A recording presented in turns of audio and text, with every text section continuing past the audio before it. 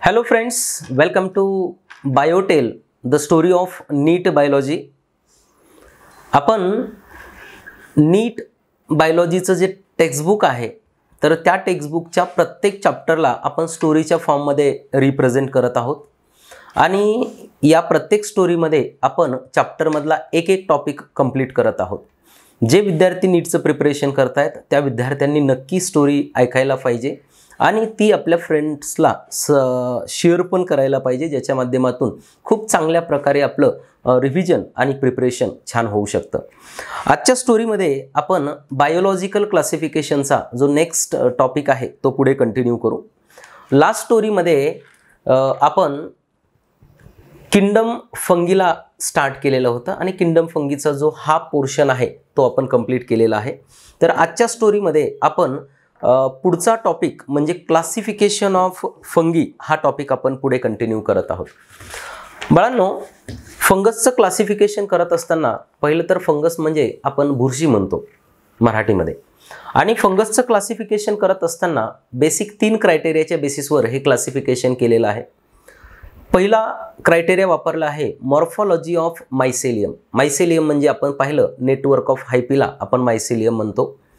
त्यानंतर दुसरा criteria type of fruiting body, कोणत्या टाईपची फ्रुटिंग बॉडी तयार होते, आणि त्यानंतर मोड ऑफ स्पोअर फॉर्मेशन, स्पोअर कसे तयार होतात, इंडोजिनसली सॅकच्या आतमध्ये तयार होतात का एक्झोजिनसली सॅकच्या बाहेर तयार होतात, याच्या बेसिसवर आपल्याला 4 क्लास स्टडीला आहेत. जो पहिला क्लास आहे तर तो आहे फायकोमायसिट्स, दुसरा क्लास आहे ॲस्कोमायसिट, तिसरा क्लास आहे बेसिडिओमायसिट्स आणि चौथा क्लास आहे ड्यूटेरोमायसिट्स. असे टोटल 4 क्लास आपण फंगसचे डिस्कस करत असतो. आता आपण प्रत्येक क्लासला स्टडी करत असताना एका स्पेसिफिक वेनं जाण्याचा प्रयत्न करू. जसे की आपण सुरुवातीला काय घेणार आहोत तर सुरुवातीला आपण त्यांचं हॅबिटेट घेणार आहोत, ते कुठे प्रेझेंट असतात. यानंतर आपण त्यांचं दुसरं नाव काय आहे, यानंतर आपण त्यांच्यामध्ये मायसेलियम कसा आहे तो पाहणार आहोत. यानंतर आपण त्यांच्यातलं असेक्सुअल रिप्रोडक्शन, त्यानंतर सेक्सुअल रिप्रोडक्शन, त्यानंतर काही अदर पॉईंट आपण घेणार आहोत आणि त्यानंतर एक्झाम्पल घेणार आहोत. या सिक्वेन्सनं आपण प्रत्येक क्लासला आपण इथं पाहणार आहोत. आपण पहिला क्लास अल्गेचा स्टार्ट करू, जो आहे फायकोमायसिट्स. बाळांनो, फायकोमायसिट्स हे नाव कुठून आलेलं आहे तर फायको म्हणजे अल्गी आणि मायसेट म्हणजे फंगी, म्हणजे ही अल्गीसारखी असणारी फंगस आहे हे आपल्या लक्षात येतं. पहिला पॉईंट मी सांगतो, हॅबिटेट.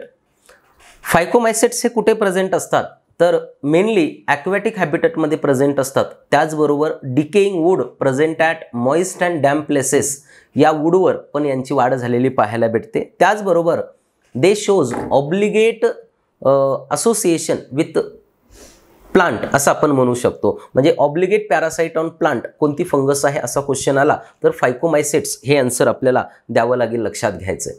त्यानंतर सेकंड पॉईंट आपण घेत असतो, यांचं दुसरं नाव काय आहे तर यांना आपण अल्गल फंगी म्हणतो, कारण अल्गीसारखी आहे म्हणून अल्गल फंगी म्हणतो. मायसेलियम यांचा असिप्टेट आणि कोयानोसायटिक असतो. असेक्सुअल रिप्रोडक्शनमध्ये मला सांगता येईल यांच्याकडे झूस्पोअर असतात जे मोटाईल असतात आणि अप्लॅनोस्पोअर असतात जे नॉन मोटाईल असतात.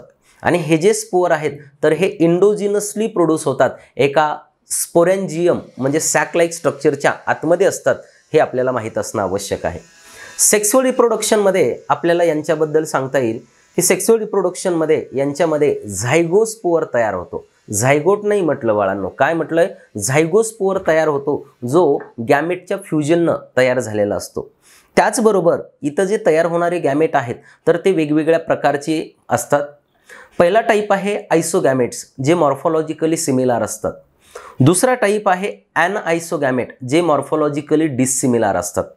आणि तिसरा टाईप आहे उहुगॅमेट्स जे मॉर्फॉलॉजिकली डिसिमिलर असतात, ज्याच्यामध्ये मेल गॅमेट हा स्मॉल अँड मोटाईल असतो आणि फिमेल गॅमेट हा लार्ज आणि नॉन मोटाईल असतो.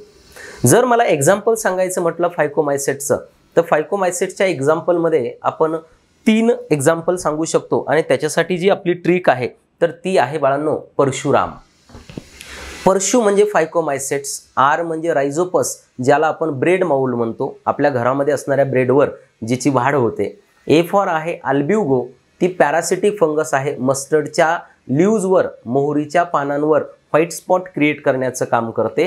आणि एम फॉर आहे म्युकोर, म्हणजे परशुराम नुसार आपल्याला याचे एक्झाम्पल्स लक्षात ठेवायचे. सेकंड क्लासकडे आपण जातो, जो आहे ॲस्कोमायसेट्स. आता ॲस्कोमायसेट्सचं जर हॅबिटेट सांगायचं म्हटलं तर बाळांनो, ॲस्कोमायसेट्स ह्या कुठं प्रेझेंट असतात तर ॲस्कोमायसेट्स ह्या फ्रेश वॉटरमध्ये प्रेझेंट असतात, मराईन वॉटरमध्ये प्रेझेंट असतात. टेरेस्ट्रियल हॅबिटेट आहे, मॉइस्ट माउंटनवर त्यांची वाढ होते, ग्रासलँड असेल, डेझर्ट असेल, या वेगवेगळ्या ठिकाणी ॲस्कोमायसेटची वाढ झालेली पाहायला भेटते. ॲस्कोमायसेट्सला आपण सॅक फंगाय म्हणतो. ॲस्कोमधलं SAC इथं तयार करायचं नाव, सॅक फंगी आपण त्यांना म्हणतो, लक्षात ठेवायचं. यानंतर आपण त्यांचं जर मायसिलियम पाहिला तर ॲस्कोमायसेट्समधला जो मायसिलियम आहे तो सेप्टेट आणि ब्रँच असतो, हे आपल्याला माहीत असावं. असेक्सुअल रिप्रोडक्शनमध्ये ॲस्कोमायसेट्समध्ये लक्षात ठेवायचं आहे ॲस्को फॉर कोनिडिया, हे आपल्याला लक्षात ठेवायचं आहे नावावरून. म्हणजे असेक्सुअल रिप्रोडक्शन हे कोनिडिया नावाच्या स्पोअरच्या मदतीनं होत असतं. आणि हे जे कोनिडिया नावाचे स्पोअर आहेत ते एक्झोजिनसली प्रोड्यूस होतात एका स्पेशल मायसिलियमवर, त्याला आपण कोनिडिओफोअर म्हणतो. आणि हे स्पोअर जर्मिनेट होऊन परत हे कोनिडिओफोअर म्हणजेच मायसिलियम तयार करतात, हे आपल्या लक्षात यायला पाहिजे. म्हणजे ॲस्कोमायसेट्समधलं असेक्सुअल रिप्रोडक्शन कोनिडिया नावाच्या स्पोअरद्वारे होतं, हे आपल्याला क्लिअर असावं. यानंतर आपण जर सेक्सुअल रिप्रोडक्शनचा विचार केला तर बाळांनो, याच्यामध्ये जे सेक्सुअल स्पोअर तयार होतात तर ते असतात ॲस्कोस्पोअर. आणि ॲस्कोस्पोअर हे इंडोजिनसली प्रोड्यूस होतात, एका सॅकच्या आतमध्ये हे तयार झालेले असतात. आणि ती जी सॅक असते त्या सॅकला आपण असाय म्हणतो आणि त्याचं सिंग्युलर ॲस्कस असतं. म्हणजे आपण सांगू शकतो की ॲस्कोस्पोअर हे इंडोजिनसली प्रोड्यूस होतात ॲस्कस नावाच्या सॅकच्या आतमध्ये. आणि अशा खूप साऱ्या ॲस्कस नावाच्या सॅक अरेंज होऊन फ्रुटिंग बॉडी तयार होते, त्याला आपण ॲस्कोकार्प म्हणतो, हे आपल्याला लक्षात येणं गरजेचं आहे. म्हणजे ॲस्कोमायसेटमधल्या फ्रुटिंग बॉडीचं नाव आहे ॲस्कोकार्प. आणि या फ्रुटिंग बॉडीमध्ये मिओसिस होऊन हे स्पोअर तयार होत असतात, हे आपल्या लक्षात येणं गरजेचं आहे.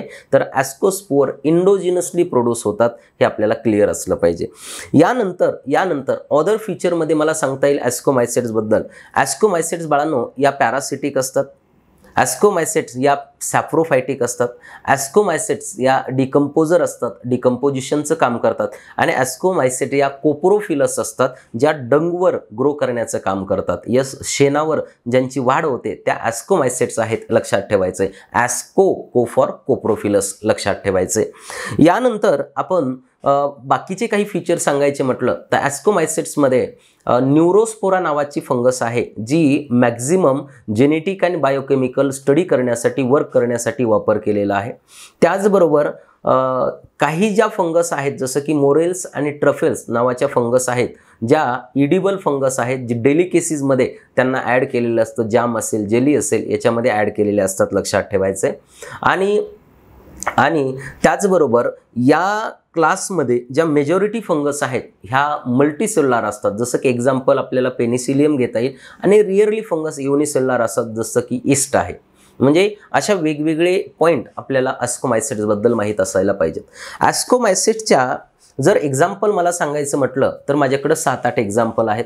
ॲस्कोमायसेट्समध्ये पहिलं एक्झाम्पल मला सांगता येईल पेनिसिलियम, दुसरं एक्झाम्पल मला सांगता येईल ईस्ट, तिसरं एक्झाम्पल मला सांगता येईल मोरेल्स, चौथं एक्झाम्पल सांगता येईल मला ट्रफल्स, पाचवं एक्झाम्पल आहे न्यूरोस्पोरा, सहावं एक्झाम्पल आहे क्लॅव्हिसेप्स आणि सातवं एक्झाम्पल आहे ॲस्परजिलस. तर हे सगळे एक्झाम्पल ॲस्कोमायसेटचे आहेत, हे आपल्याला माहीत असणं गरजेचं आहे.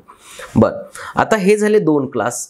आता पुढच्या स्टोरीमध्ये आपण रिमेनिंग 2 क्लास घेण्याचा प्रयत्न करू. या स्टोरीमध्ये आपण फायकोमायसेट्स आणि ॲस्कोमायसेट्स यांना कंप्लीट केलेलं आहे. स्टोरी ऐकायची आहे, त्याचबरोबर NCERTचं टेक्स्टबुक तुम्ही रीड करायचं आहे. अत्यंत छान प्रकारे तुम्हाला ते समजेल.